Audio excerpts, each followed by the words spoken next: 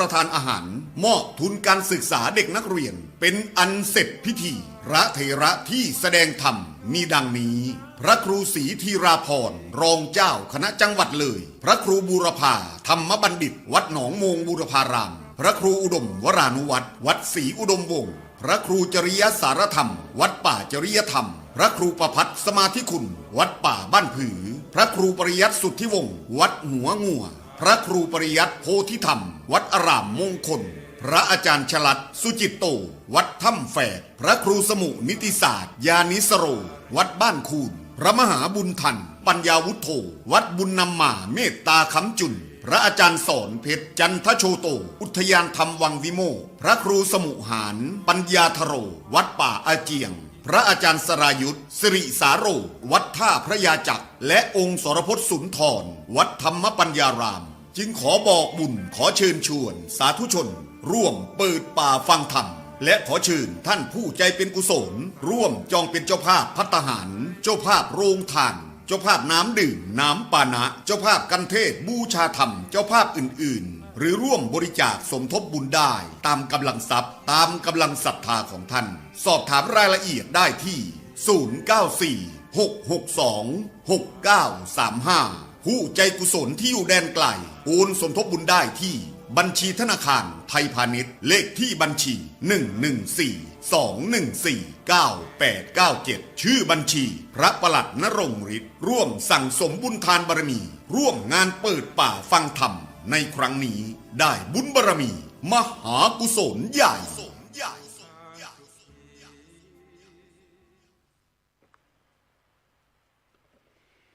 อรังหังสัมมาสัมพุทโธภควาพุทธังภควันตังอภิวาเทมิ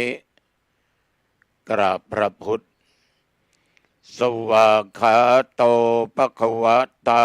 ธัมโมธัมมังนัมสสามิกราบพระธรรมสุปฏิปันโนภควโตสาวกสังโฆสังฆังนัมมามิกราบพระสงฆ์ขอเจริญสุขญาติโยมศรัทธาสาธุชนท่านผู้ฟังทั้งหลายทุกท่านทุกคนวันนี้ก็มาพบกันอีกนะในรายการธรรมะก่อนนอนตัวเจ้าวัดหนองตองหังดงจังหวัดเชียงใหม่องค์นี้มาพบกับญาติกับโยมเป็นประจำทุกวันอังคารตั้งแต่เวลาเดี๋ยวนี้เป็นต้นไป เป็นเวลา1 ชั่วโมงโดยประมาณนี่โดยประมาณนะโยมนะคืออาจจะเต็มชั่วโมงหรือไม่เต็มอาจจะเกินก็ได้โดยประมาณอาจจะเกินบ้างและไม่เต็ม1 ชั่วโมงเป็นส่วนมากบ้างหรือจะตรง1 ชั่วโมงก็มีบ้างฉะนั้นโดยประมาณนี้ไม่แน่นอน ไม่แน่นอนแต่อย่างไรก็ตามที่แน่นอนที่สุดขณะนี้ญาติโยมคงจะนอนฟัง ห่มผ้าฟังเพราะอากาศมันเริ่มเย็นเริ่มหนาวขึ้นมาทุกขณะอุณหภูมิก็ลดลง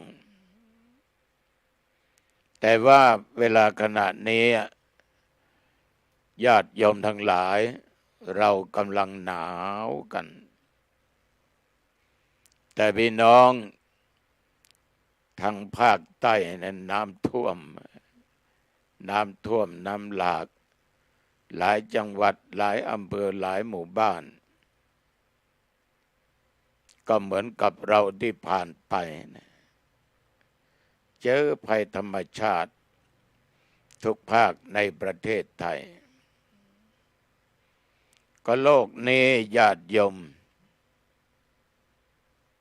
น้ำมันมีตั้ง3 ส่วนนะ ผ่นดินมันมีส่วนเดียวน้ำไม่ตั้ง3 ส่วนดินมันมีส่วนเดียวก็ไม่ต้องเปรียบเทียบอะไรให้ไกลมากหรอกตัววันนี้เราดื่มน้ำมากกว่าอาหารเรายังมีน้ำตามเข้าไปอีกน้ำแกงน้ำอะไรทุกชนิดนะเวลาขณะที่ตัวเจ้าองค์นี้พูดก็ต้องกลืนน้ำลายตัวเอง ถ้าคอมันแห้งเสียงมันจะไม่ออกถ้ามันร้อนน้ำเหงื่อน้ำไขก็ออกมาไม่สบายน้ำมูกน้ำลายก็ไหลออกมาเกิดอกล้มมีบาดแผลน้ำเลือดก็ไหลออกมาตายไปไม่มีลมหายใจเข้าออกน้ำหนองก็ส่งกลิ่นเหม็นออกมา ท่านทั้งหลายโลกนี้เป็นน้ำ3 ส่วนดิน1 ส่วนนอกนั้นก็เป็นอากาศบ้างเป็นของร้อนๆบ้างมันก็เหมือนในร่างกายของคนเราทุกคนเหตุใดหน้าหนาวจึงหนาวโยมทั้งหลายมันก็เป็นอย่างนั้นบางคนไขมันน้อยเลือดจางเมื่อเป็นอย่างนี้อุณหภูมิในร่างกายก็ไม่เหมือนเขาอากาศเย็นพอดีบางคนชอบแต่บางคนอยู่ไม่ได้ต้องห่มผ้าผืนเดียวยังไม่พอตั้ง2 ผืน3 ผืนนะนี่ญาติโยมที่นอนฟังนั่งฟังอาตมะอยู่นี้อาบน้ำหรือยัง อาบหรือยังพ่อแม่อย่าว่าลืมนะตั้งใจหรือเปล่าก็ไม่รู้พ่อมันวันนี้แม่ไม่อาบหรอกพรุ่งนี้ค่อยอาบ ไม่ว่าอะไรนะไม่ว่ากันแต่ต้องอาบนั่นดีที่สุดแต่ขณะนี้โยมกำลังอาบน้ำแห่งพระธรรมน้ำศีลน้ำธรรมทำให้เราอบอุ่นชื่นใจมีความสุขหนาวลมก็ให้ห่มผ้าหนาวฟ้าก็ให้ผิงไฟแต่ถ้าญาติโยมท่านไหนท่านใดหนาวหัวใจก็ให้ห่มธรรมะ ห่มธรรมะนะโยมนะคนมีธรรมะมีศีลอยู่ในจิตในใจเนี่ยจะมีความสุขเบิกบานแช่มชื่นจะมีความทุกข์น้อยที่สุดเพราะมันมีธรรมะมันไม่โลภไม่โกรธมันไม่หลงมันไม่มีตัณหามีความทะยานอยากไม่หลงอยู่ในกามคุณไม่อยากได้นั้นไม่อยากได้นี้ไม่อยากเป็นนั้นเป็นนี้มีความพอใจมีความอิ่มเอิบมีความสุขมากคนที่มีศีลมีธรรมนั่งอยู่ในจิตในใจนี่จะไปทิศไหนทิศใดจะใกล้หรือไกลจะอยู่ด้วยอิริยาบถใดก็ตามมันก็มีความสุขเหมือนญาติโยมบางท่านบางคนนอนฟังรายการธรรมะก่อนนอนหรือนั่งฟังอมยิ้ม ใบหน้าเปล่งปลั่งมีความสุขมากฉะนั้นญาติโยมท่านพุทธศาสนิกชนทั้งหลายแต่มาพบโยมนี่เป็นเวลาดึกแล้วนะ วันนี้วันอังคารนะแต่มาประเทศยังไม่กลับรับนิมนต์ประเทศไม่กลับนะยังไม่กลับหรืออาจจะกลับแต่ยังไม่ถึงวัดเพื่อจะถึงวัดก็คงจะ5 ทุ่มนะ5 ทุ่มหรือว่า5 ทุ่มกว่าใกล้จะเที่ยงคืนเดี๋ยวจะนอนก็อย่างไรก็ตามรายการนี้เป็นรายการไม่สดเป็นรายการที่ไม่สามารถโทรศัพท์คุยกันได้เป็นรายการแบบแห้งๆธรรมะทุกคำนั้นธรรมาภาพนั่งแสดงนั่งพูดบันทึกเสียงแล้วก็ถ่ายลงแผ่นซีดีนำมาฝากให้เจ้าหน้าที่สถานีวิทยุเปิดให้ญาติโยมที่อยู่ทางบ้านได้รับฟังกันแต่มาต้องขอบใจต่อญาติต่อโยมทุกท่านทุกคนนะที่นั่งฟังนอนฟังนี่หรือทำอะไรฟังก็สุดแล้วแต่ติดตามฟังรายการตุเจ้าวัดหนองตองอยู่ตลอดโอ้ผู้ใจบุญผู้มีน้ำจิตน้ำใจจริงๆนะถ้าคนไม่มีศีลไม่มีธรรมอยู่ในจิตในใจไม่มีทางดึกแล้วจะไปฟังมาทำไมสู้นอนหลับไม่ได้ดูทีวีไม่ได้เล่นโทรศัพท์สนุกกว่าคนมันไม่ชอบลองไปเปิดแล้วเขาฟังเนี่ยเขาจะเบื่อเขาจะทนไม่ได้ดีไม่ดีก็มีเสียงตะโกน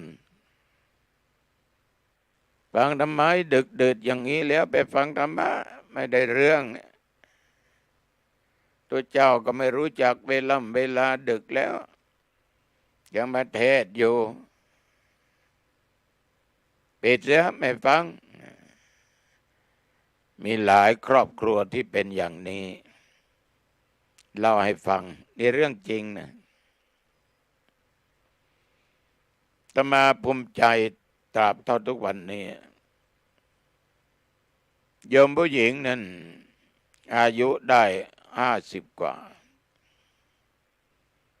ชอบฟังพระเทศน์หลายองค์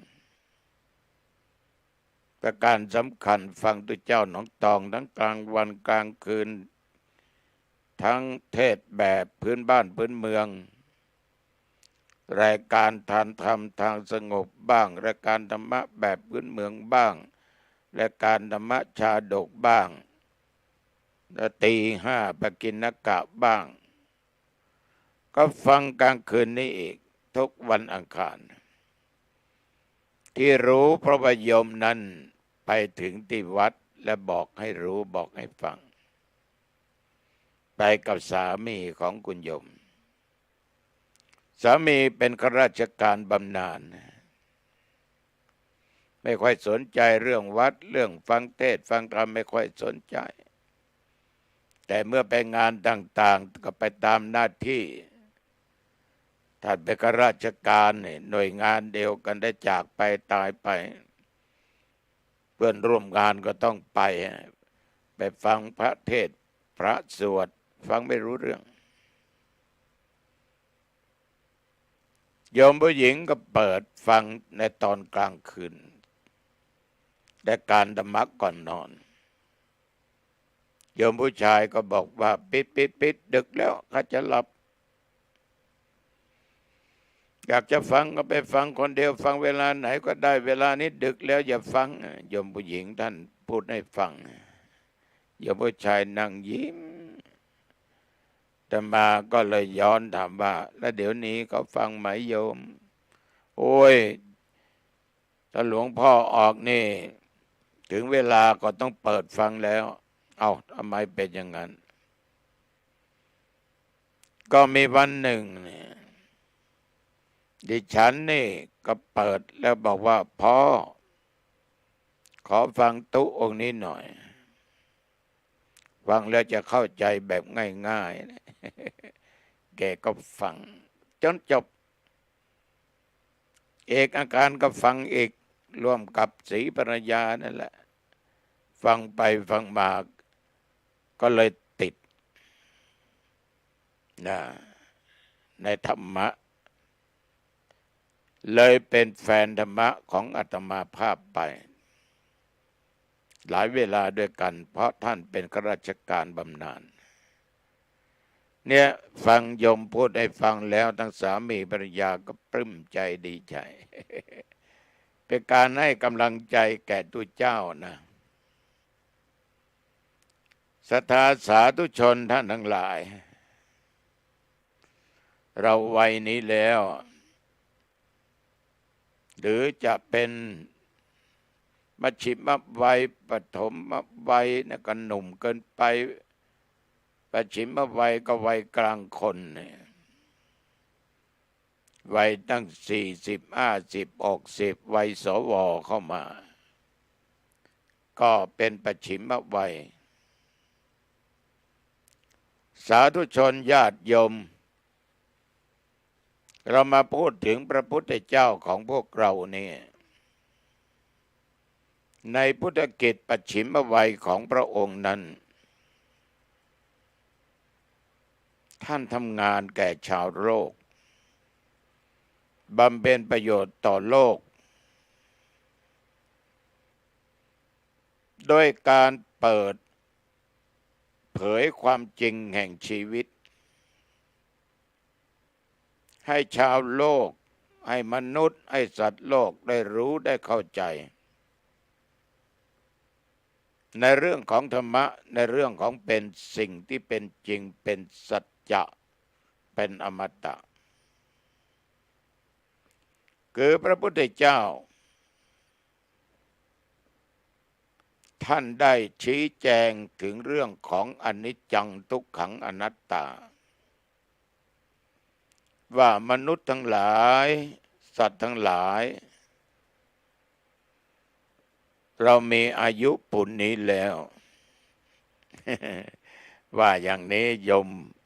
ผู้มีอายุลองฟังดูหรือไม่ถึงปัจฉิมวัยอยู่ไม่มัชฉิมวัยวัยกลางคนหรือปฐมวัยวัยต้นอันนี้จังนี่ญาติโยมเป็นของที่ไม่เที่ยงมีการเปลี่ยนแปลงตัวเจ้าคิดว่ามันสอนได้ทุกวัยเลยนะฉะนั้นคนหนุ่มคนสาววัยเด็กก็อย่าได้หลงอย่าได้ทะนงตัวเองว่ากูยังไม่แก่กูไม่ตายง่ายๆ คิดผิดนะคิดผิดนะคิดผิดเหมือนเกิดอุบัติเหตุรถบัสไฟไหม้นะเด็กนักเรียนตายไปกี่คนล่ะกี่ปีกี่ขวบเราไม่นึกไม่ฝันว่าเราจะต้องไปจบสิ้นชีวิตอย่างนั้นและใครจะคิดว่าจะเกิดอย่างนั้นมีวัยครูบาอาจารย์3 คนนอกจากนั้นเป็นเด็กหมดเด็กเล็กก็มียมลองคิดดูดีๆเพราะอันนี้จังความเปลี่ยนแปลงนะมันเป็นสิ่งที่ไม่แน่ไม่นอนไม่จีรังยั่งยืนมันผันแปรเปลี่ยนแปลงไปตามกาลตามเวลาใช่ไหม นี่ถ้ามาเริ่มต้นมาจนถึงบัดนี้เนี่ยได้ไปเกือบ20 นาทีแล้ว ผ่านไปแล้วนะโยมร่างกายสรีระก็เปลี่ยนแปลงผันแปรไปสาธุชนญาติโยมพระพุทธเจ้าท่านสอนว่าทุกอย่างมันเป็นอย่างนี้ลูกทั้งหลายเอ๋ยอย่าหลงงมงายไปสิ่งที่มันไม่ค่อยถูกต้องอย่าไปหลงเชื่อผีสางเทวดาพระเจ้าต่างๆองค์นั้นองค์นี้เจ้าองค์นั้นเจ้าองค์นี้ตามที่เคยเชื่อมาว่าเป็นผู้สร้างตนมาชีวิตไม่มีเทวดาองค์ไหนสร้างเรามาไม่มีผีองค์ใดสร้างเรามาไม่มีพระเจ้าองค์ใดสร้างมนุษย์เราเองสร้างเองชีวิตในภพนี้ชาตินี้ทำไมเราจึงได้เกิดเป็นมนุษย์ก็เพราะเราสร้างมาเองอะโยมในอดีตชาติเราสร้างมาเรามีศีลเรามีธรรมเรามีดีมีบุญอยู่กับตัวจึงได้กลับชาติมาเป็นมนุษย์แต่เป็นมนุษย์จะสมบูรณ์หรือไม่นะก็ไม่แล้วแต่สิ่งที่เราสร้างมามันเป็นอย่างนั้นนะยมดูคนบางคนเนี่ยไม่สมประกอบนะบ้างก็ตาบอดบ้างก็หูหนวกบ้างก็แข้งขาขาดมาแต่กำเนิดก็มีเกิดมาแล้วเจอก็มียมนั้นเกิดจากกรรมเกิดการกระทำของตัวเองไม่มีพระเจ้าองค์ไหนสร้างไม่มีเทพองค์ไหนสร้างใดๆทั้งสิ้นอย่าไปหลงเชื่ออยู่เลยทำเพื่ออย่าได้เชื่อแท้ที่จริงแล้วมันเป็นไปตามก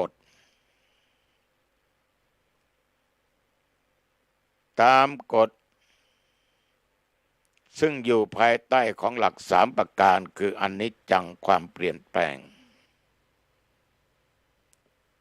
ความไม่เที่ยงแท้แน่นอนโยมทั้งหลายเมื่อมีอนิจจังเป็นสิ่งไม่เที่ยงแท้แน่นอนเกิดมาแล้วมันก็ต้องแก่ ใครก็หนีไม่พ้นไม่ว่าอาตมาและญาติโยมที่นั่งฟังนอนฟังหนีไม่พ้น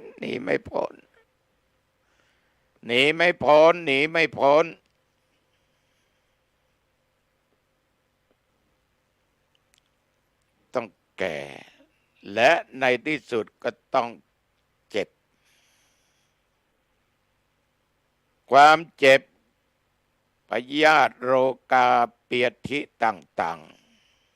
ๆเกิดขึ้นกับคนทุกคนที่นั่งฟังนอนฟังขนาดยมนอนยังปวดเลยปวดเข่าปวดแข้งปวดขาปวดบั้นเอวบางคนก็ปวดหัวปวดน่นปวดนี่โรคภัยไข้เจ็บก็เบียดเบียนอยู่ตลอดไม่มีใครคนไหนที่จะหลบหลีกได้หนีได้ตัวเจ้าหนองตองนั่งบันทึกเสียงธรรมะนี่นั่งอยู่บนเตียงนะโยมนะ ในห้องพักผ่อนนั่นแหละนั่งบนเตียงนอนอยู่บนเตียงนั่งนานก็ปวดบั้นเอวเลยเหยียดไปเลยนอนตึกกับหมอนบนเตียงเนี่ยขณะที่โยมฟังนี่นะว่าการบันทึกเสียงธรรมะนี่บันทึกเมื่อวันศุกร์ที่แล้ว เวลาประมาณ15 นาฬิกา กว่าญาติโยมท่านผู้ฟังปวดน่นปวดนี่จิปะทะ3-4 วันก่อนเนี่ยดื่มน้ำมะพร้าวฉันมะพร้าวโอ้โหมันเจ็บมันปวดจุกเสียดแน่นท้องอืดท้องเฟ้อญาติโยมเหงื่อแตกออกมาเลยนึกว่าจะไปแล้วให้ญาติพี่น้องช่วยกันนวดเอายามาฉันตั้งแต่วันที่22มาจนถึงวันนี้อาตมาก็ฉันยาอะไรไปหลายอย่างหลายประการอันที่มันเจ็บปวดเสียดแทงนั่นก็หายไปแต่ดันท้องร่วงอีกนะขอโทษโยมวันหนึ่งนี่เคยถ่ายตั้ง5 ครั้ง 6 ครั้งมาถึงวันนี้ก็ยังไป2 ครั้งแล้ว มันผิดปกตินะต้องฉันยาขนาดเป็นตุเจ้านึกว่าไม่เจ็บไม่ปวดไม่เจอมันต้องเจอมันเป็นกรรมเป็นเวรของแต่ละบุคคลกรรมคือการกระทำธรรมาภาพก็ดื่มน้ำมะพร้าว ไม่ใช่ไม่เคยดื่มมาตลอดในชีวิตแต่วันที่22มันเป็นยังไงก็ไม่รู้ก่อนนั้นก็เคยดื่มก่อน7-8 วันก็ดื่มก็เจอมาอย่างนี้ฉะนั้นมันก็หลีกไม่ได้หนีไม่พ้นในที่สุดเมื่อเจ็บแล้วมันก็ต้องตายก็เรียกว่ามันเปลี่ยนแปลงผันแปรไม่แน่ไม่นอนอะไรที่ไม่แน่นอนนั้นญาติโยมเราจะประมาทมันไม่ได้มันจะเกิดขึ้นกับเราเมื่อไหร่ก็ไม่รู้แต่ความแก่มันแก่แน่นอนแก่ไปทุกลมหายใจเข้าหายใจออกพระพุทธเจ้าบอกว่าไม่มีพระเจ้าองค์ใดสร้างเราสร้างเองทุกขังความเป็นทุกข์มันเป็นสิ่งที่จะทรงอยู่กับที่ไม่ได้เป็นทุกข์นะโยมนะเป็นทุกข์มาบวชก็เป็นทุกข์มีทรัพย์ก็เป็นทุกข์ไม่มีก็เป็นทุกข์เกิดมาเป็นมนุษย์ชาตินี้ก็เป็นทุกข์กับรูปร่างลักษณะในรูปในกายของตัวเองทำยังไงให้มันสวยมันงามให้มันหล่อ ก็แต่งก็ย่องกันไปทำกันไปก็เป็นความทุกข์ทั้งนั้นหนาวก็เป็นทุกข์ร้อนก็เป็นทุกข์ไม่ได้กินก็เป็นทุกข์ได้กินก็เป็นทุกข์ปวดท้องก็เป็นทุกข์เจ็บโน่นเจ็บนี้ก็เป็นทุกข์ญาติโยมนั่งนอนฟังตัวเจ้าวัดหนองตองก็เป็นทุกข์มันเป็นสิ่งที่ทรงอยู่ไม่ได้เดี๋ยวมันเป็นสิ่งที่เราบังคับมันไม่ได้แต่ถ้านั่งปวดแข้งปวดขาก็เปลี่ยนอิริยาบถได้เวลานี้โยมนอนนั่งได้นั่งยังปวดเดินได้เดินก็ปวดยืนได้ยืนก็ยังปวดนั่งดีกว่านั่งแล้วปวดนอนดีกว่า มันไม่อยู่คงที่มันเป็นอนิจจังเลยเป็นทุกขังเกิดขึ้นทุกสิ่งทุกอย่างเป็นเรื่องที่เราสร้างมันขึ้นมาฉะนั้นพระพุทธองค์สอนไม่ให้หลงงมงายเชื่อเรื่องผีเรื่องเทวดาเรื่องพระเจ้าสร้างโน้นสร้างนี่อนัตตาความไม่ใช่ตัวตนหาสิ่งถาวรไม่ได้มันไม่ถาวรเพราะมันเป็นของที่เราจะบังคับมันไม่ได้ไม่ให้มันเจ็บมันก็เจ็บไม่ให้มันแก่มันก็แก่ไม่ให้มันอยากมันก็อยากไม่ให้มันถ่ายก็มันก็จะถ่ายโอจิปถาญาติโยมเพราะมันเป็นอนัตตามันไม่ใช่อัตตา ไม่ใช่ตัวตนเมื่อไม่ใช่ตัวตนมันก็เป็นสิ่งที่เราบังคับมันไม่ได้โยมหิวบังคับว่าไม่ต้องกินไม่ต้องทานไม่ต้องหิวมันก็หิวในที่สุดญาติโยมเราก็แพ้มันมาตลอดไม่ว่าโยมและอาตมภาพฉะนั้นทุกสิ่งทุกอย่างนี้ในพุทธกิจปัจฉิมวัยของพระพุทธองค์นั้นท่านสอนว่าทุกคนตกอยู่ภายใต้ลักษณะสามประการนี้คืออนิจจังทุกขังอนัตตาจะไม่มีใครๆอยู่ค้ำฟ้าได้แม้แต่สักคนจริงไหมโยม มันต้องเปลี่ยนแปลงไปตามกาลสมัยนั่งฟังนี่ก็เปลี่ยนแปลงไปเยอะแต่มานั่งแสดงธรรมะพูดธรรมะก็เปลี่ยนแปลงไปแยะพระพุทธเจ้าอุบัติขึ้นมาเพื่อเปิดเผยความจริงให้โลกได้รู้เท่าความเป็นจริงความจริงนั้นเพื่อไม่เป็นทุกข์ในการที่เราหลงผิดพระพุทธองค์ทรงเปิดเผยด้วยการแสดงธรรมะชี้แจงให้เข้าใจตามความแก่สติและปัญญาของท่านผู้ฟังพระองค์แสดงธรรมแก่พระสงฆ์ไม่ว่าจะเป็นปัญจวัคคีย์หรือพระอรหันต์60 รูปตลอดจนพวกชดิน3 พี่น้องบริวารอีก 1,000 เนี่ย 1,250 รูป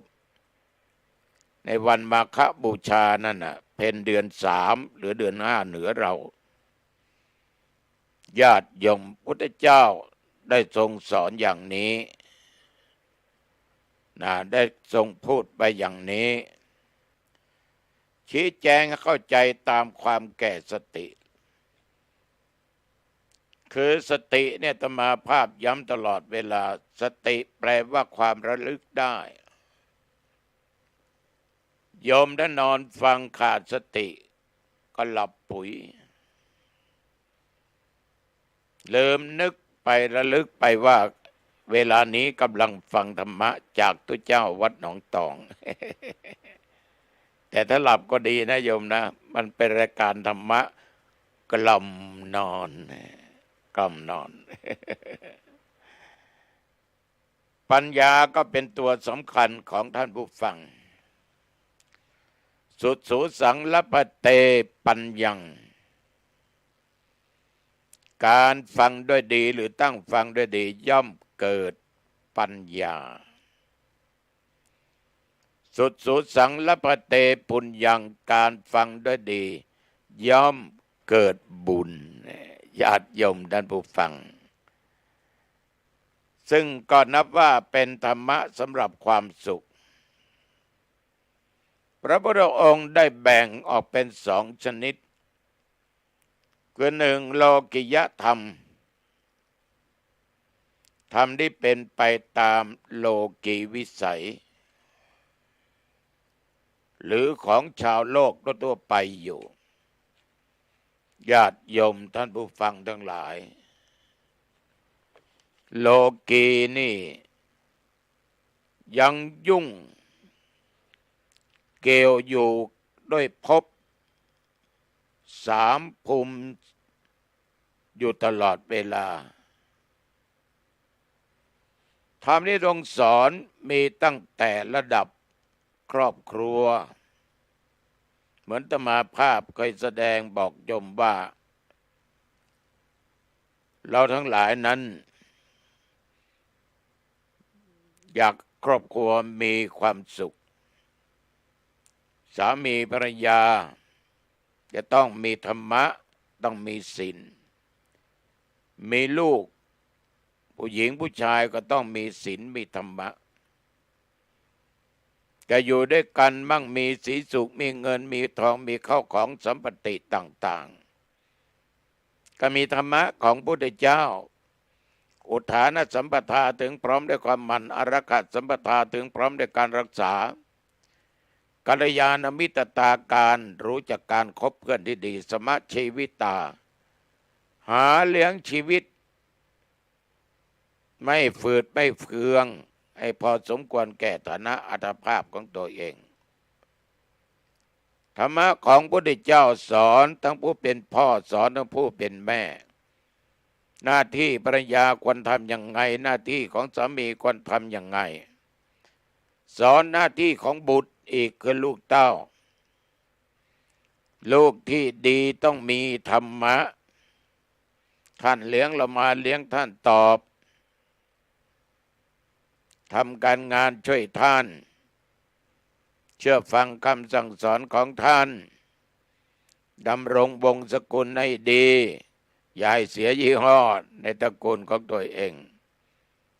พ่อแม่จากไปก็ทำบุญอุทิศส่วนกุศลให้แก่ท่านเป็นหน้าที่ของบุตรทุกคน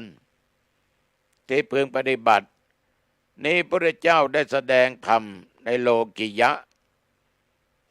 ให้มนุษย์ให้คนทั้งหลายได้ฟังกันเพื่อนำปฏิบัติแม้แต่มิตรสหายก็ตามญาติโยมก็มีธรรมะมิตรแท้เป็นสีแก่ตัว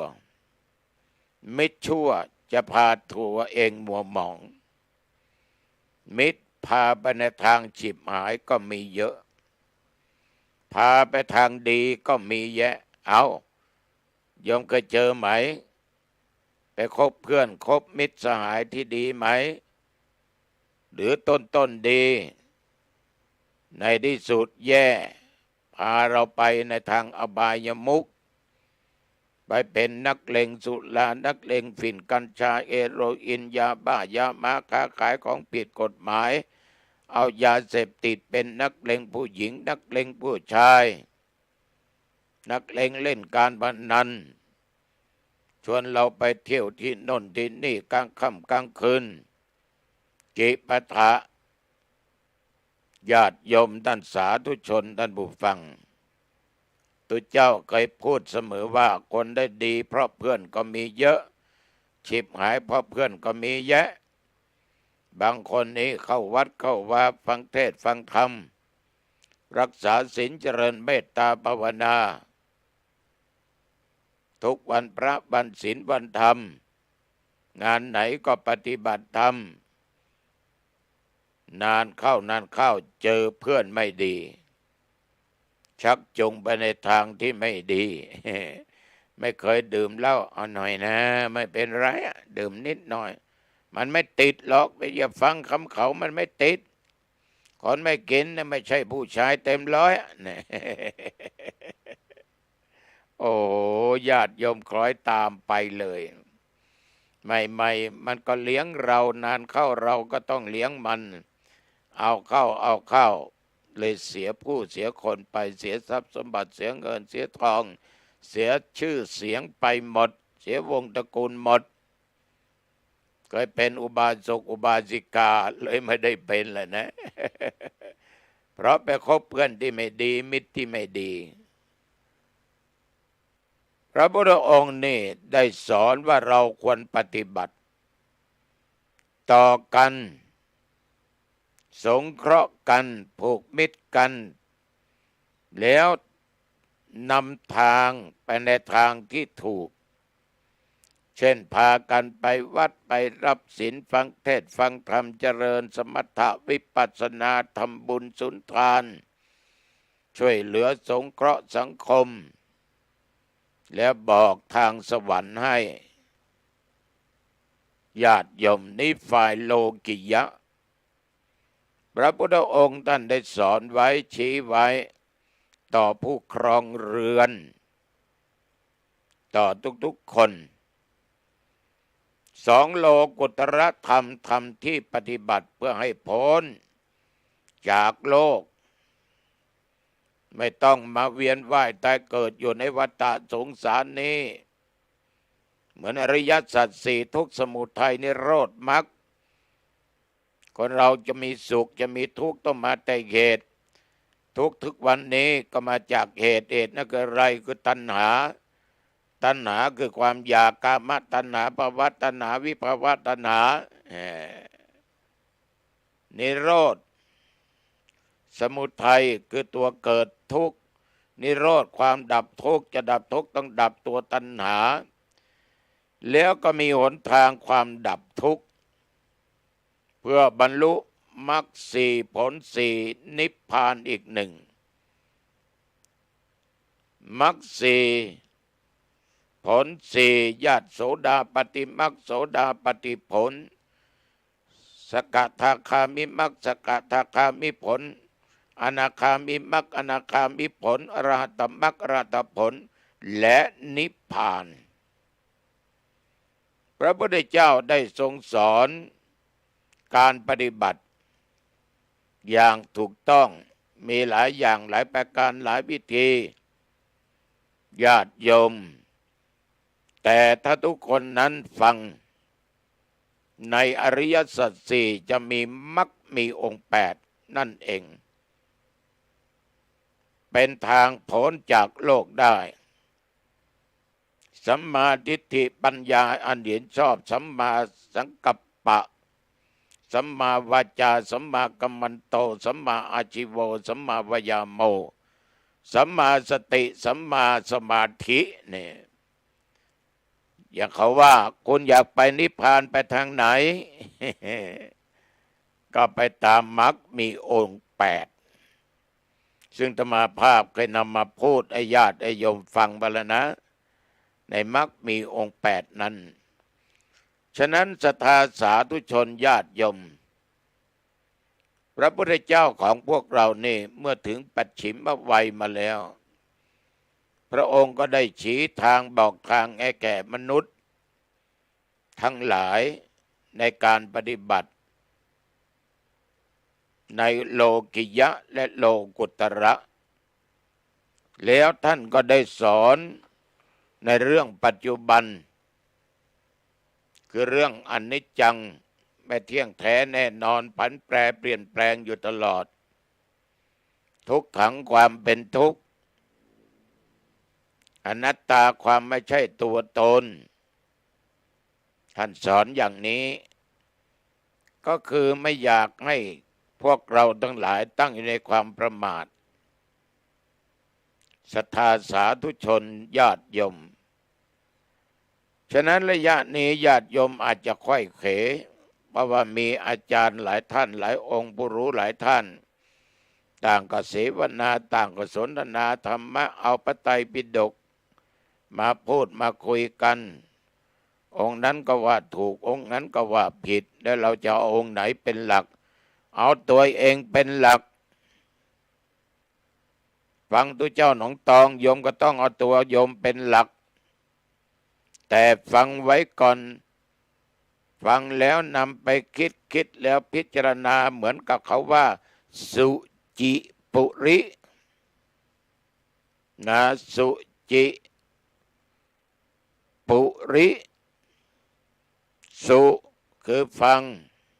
นะจิตจดจ่อปุจฉาลิขิตคือการเขียนการจดการอะไรทุกสิ่งฟังแล้วจำไม่ได้ต้องจดญาติโยมธรรมะของพระพุทธเจ้าหมดจดสดใสสัพพพาปัสสะอักรนังกุศลสูปสัมปทาสจิตตะประโยชน์ปันนังพระพุทธองค์ให้โอวาทให้ละความชั่วดังที่เคยพูดให้โยมฟังทางกายทางวาจาทางด้านจิตใจแล้วให้ทำความดีทางกายวาจาใจไม่ฆ่าสัตว์ไม่ว่าสัตว์มนุษย์สัตว์เดรัจฉานไม่ทรมานทรกรรมสัตว์ไม่ทำร้ายสัตว์ไม่เบียดเบียนสัตว์ไม่เบียดเบียนเพื่อนมนุษย์ด้วยกันญาติโยมไม่ลัก ไม่โลภไม่โกงไม่หลอกลวงใครเนี่ยเป็นเรื่องเป็นราวอยู่ทุกวันเนี่ยโอ้ยโยมผิดศีลธรรมทั้งนั้นแหละเพราะตัวตัณหาทั้งนั้นแหละเพราะความโลภความโกรธความหลงทั้งนั้นแหละจึงเป็นอย่างนี้ถ้ามีศีลมีธรรมอย่างพวกโยมทั้งหลายนี่โอ้อยู่สุขสบายสบายไม่ต้องซีเรียสไม่ต้องไปเป็นทุกข์อยู่อย่างทุกวันนี้ญาติโยมท่านทั้งหลายละความชั่วทางกายไม่ประพฤติผิดในกามล่วงในผัวในเมียคนอื่นมีธรรมะอยู่ในจิตในใจสันโดษยินดีของที่มีของที่ได้ของที่เกิดยินดีในสามียินดีในภรรยาของตัวเองมีความสุขญาติโยมละความชั่วทางวาจาไม่โกหกไม่พูดเท็จไม่ยุยงยุแย่ส่อเสียดติฉินนินทาไม่ด่าไม่ว่าร้ายพูดอะไรมีเหตุมีผลไม่ใช่โม้ไม่ใช่ลมไม่ใช่โอ้อวดแต่ตัวเองโอ้อวดไหมนี่ตัวเจ้าต้องไม่เราพูดตามความเป็นจริงที่เราได้ศึกษาได้ปฏิบัติได้ยินได้ฟังจากครูบาอาจารย์บอกมาญาติโยมท่านผู้ฟังทั้งหลายแล้วก็ชำระจิตใจให้หมดจดจากเครื่องเศร้าหมองใจนี่อะไรละทำจิตใจเอาหมัวหมองเศร้าหมองทุกวันนี่โยมนั่งฟังนอนฟังมีความโลภไหมวันนี้มีความโกรธไหมอาฆาตพยาบาทไหมมีความหลงอยู่ในกามคุณไหมถ้าโยมยังคิดโลภอยู่หลงอยู่เนี่ยเป็นทุกข์เป็นบาปเกิดขึ้นในด้านจิตใจฉะนั้นทำจิตใจให้สดใสต้องกำจัดอาสวะกิเลสความโลภความโกรธความหลงออกไปให้หมดเมื่อกำจัดความโลภความโกรธความหลงออกไปใจเราก็ใสสะอาดเหมือนเสื้อผ้าเรานุ่งเหงื่อใครมันจับส่งกลิ่นเหม็นต้องซักโดยผงซักฟอกยี่ห้ออะไรก็ตามนะซักแล้วก็ตากแล้วก็รีดเอามานุ่งกลิ่นหอมยังมีน้ำยาปรับผ้านุ่มอีกนี้ใจเราเช่นเดียวกันญาติโยมวันนี้อาจจะโลภวันนี้อาจจะโกรธอาฆาตพยาบาทวันนี้อาจจะหลงอะไรจิปาถะหลงอยู่ในรูปในเสียงในกลิ่นในรสในการสัมผัสธรรมารมณ์ต่างๆอารมณ์ที่ชอบไม่ชอบมันต้องชำระสะสางแต่สิ่งเหล่านี้จะล้างได้ก็คือศีลและธรรมล้างด้วยน้ำศีลล้างด้วยน้ำธรรมสาธุชนใจก็จะใสสะอาดได้เนี่ยปัจฉิมวัยของพระพุทธองค์นั้นเนี่ยท่านได้สอนแก่ชาวโลกอย่างนี้สอนแก่ภิกษุทั้งหลายอย่างนี้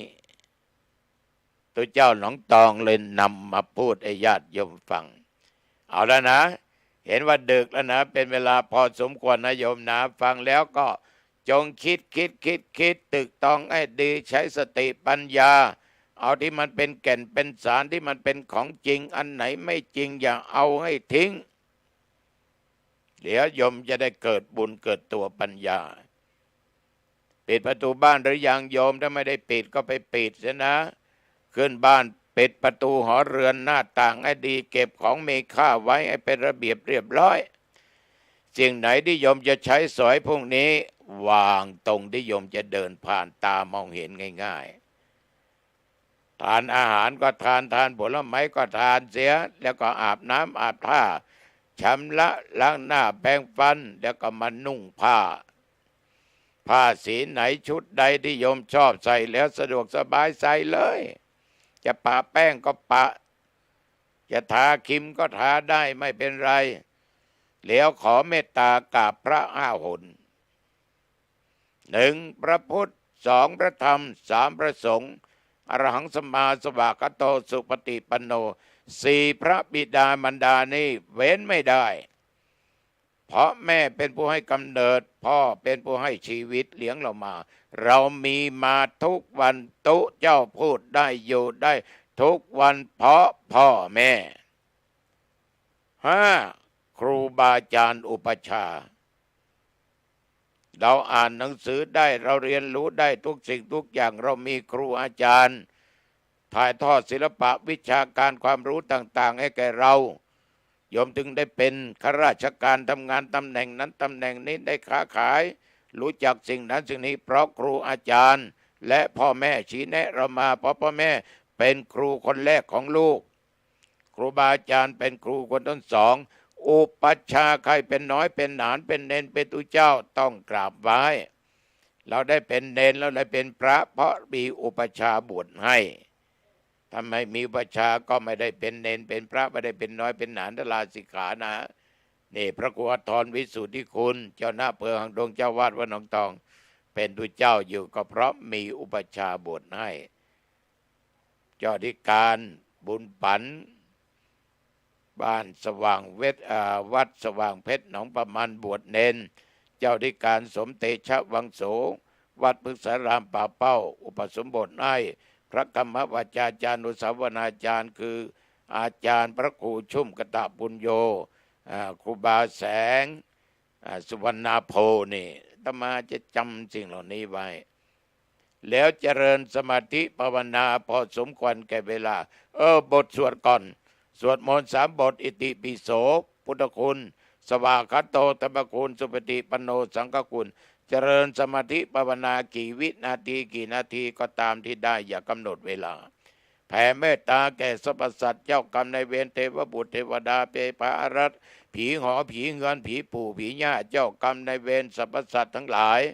ผู้มีพระคุณทั้งหลายครูบาอาจารย์ปู่ย่าตายายมิตรแก้วสหายคำพี่น้องญาติทั้งหลายลูกพี่ลูกน้องจะเป็นพี่เป็นน้องก็แผ่เมตตาให้ตลอดจนบิดามารดาของเราแล้วโยมก็คิดในใจว่าข้าพเจ้าเกิดมาชาติไหนชาติใดก็ตามขอบุญกุศลต่างๆดลบันดาลให้ข้าพเจ้ามีทรัพย์สมบัติมีโภชนะมีอาหารมีวัตถุสิ่งของต่างๆนานาอย่าได้ทุกข์อย่าได้ยากอย่าได้อ้นอย่าได้อดอย่าได้อยากขอเกิดมาพบชาติพระศิริยะเมตไตรโยมก็หลับสบายตื่นเช้ามาใจสดชื่นเบิกบานเอาละพอสมควรอายุวันโนสุขังพลังโชคดีแก่ทุกคนนะเจริญพรพบกันใหม่โอกาสหน้า